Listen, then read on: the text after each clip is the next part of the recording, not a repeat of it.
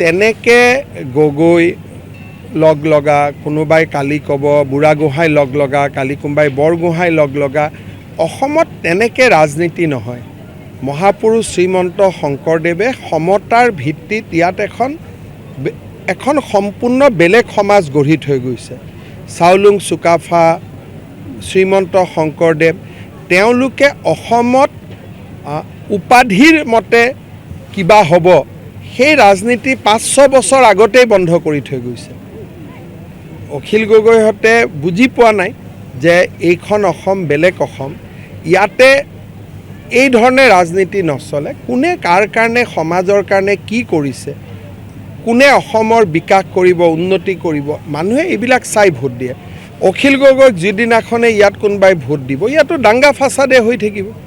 আজি নেপাল বনিব, কালি কিবা বনিব, তেওঁলোকেতো নিজেই কৈ থাকে যে আমি নেপাল বনাই দিম, বাংলাদেশ বনাই দিম। গতিকে অসমৰ উন্নতি ক'ত হ'ব? এইটো তেওঁলোকে নিজেই কোৱা কথা যে নেপাল কৰি দিম, বাংলাদেশ কৰি দিম, তাৰমানে ইয়াত একো নহ'ব। ৰাইজেতো এইখিনি কথা বুজি পায়। তেনেকে গগৈ লগ লগা, কোনোবাই কালি ক'ব বুঢ়াগোহাঁই লগ লগা, কালি কোনোবাই বৰগোহাঁই লগ লগা, অসমত তেনেকৈ ৰাজনীতি নহয়। মহাপুৰুষ শ্ৰীমন্ত শংকৰদেৱে সমতাৰ ভিত্তিত ইয়াত এখন সম্পূৰ্ণ বেলেগ সমাজ গঢ়ি থৈ গৈছে।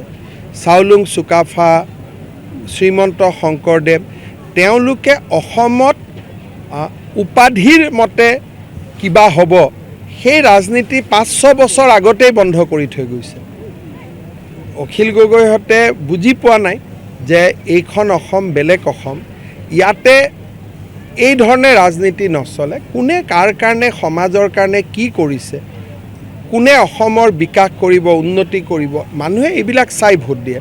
অখিল গগৈক যিদিনাখনে ইয়াত কোনোবাই ভোট দিব, ইয়াতো দাংগা ফাচাদে হৈ থাকিব। আজি নেপাল বনিব, কালি কিবা বনিব, তেওঁলোকেতো নিজেই কৈ থাকে যে আমি নেপাল বনাই দিম, বাংলাদেশ বনাই দিম। গতিকে অসমৰ উন্নতি ক'ত হ'ব? এইটো তেওঁলোকে নিজেই কোৱা কথা যে নেপাল কৰি দিম, বাংলাদেশ কৰি দিম, তাৰমানে ইয়াত একো নহ'ব। ৰাইজেতো এইখিনি কথা বুজি পায়।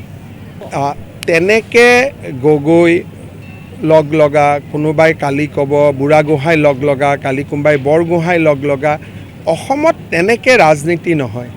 মহাপুৰুষ শ্ৰীমন্ত শংকৰদেৱে সমতাৰ ভিত্তিত ইয়াত এখন সম্পূৰ্ণ বেলেগ সমাজ গঢ়ি থৈ গৈছে।